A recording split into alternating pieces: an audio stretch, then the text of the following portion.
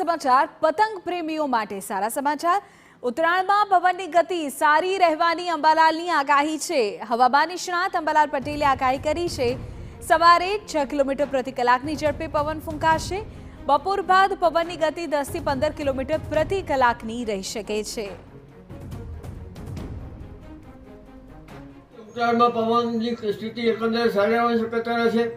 સવારમાં પવનની ગતિ કંઈક 6 કિલોમીટરની આસપાસ રહેવાની શક્યતા રહેશે।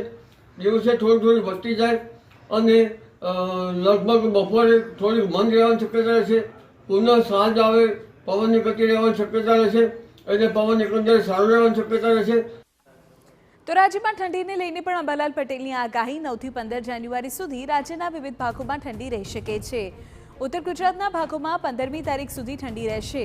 ઉત્તરાયણ બાદ રાજ્યના કેટલાક ભાગોમાં ઠંડીમાં ઘટાડો થશે। રાજ્યમાં 24 જાન્યુઆરી બાદ ફરી વર્તાશે ઠંડીનો ચમકારો। 22 23 તારીખ સુધી કેટલાક ભાગોમાં તો માવઠાની પણ આગાહી છે।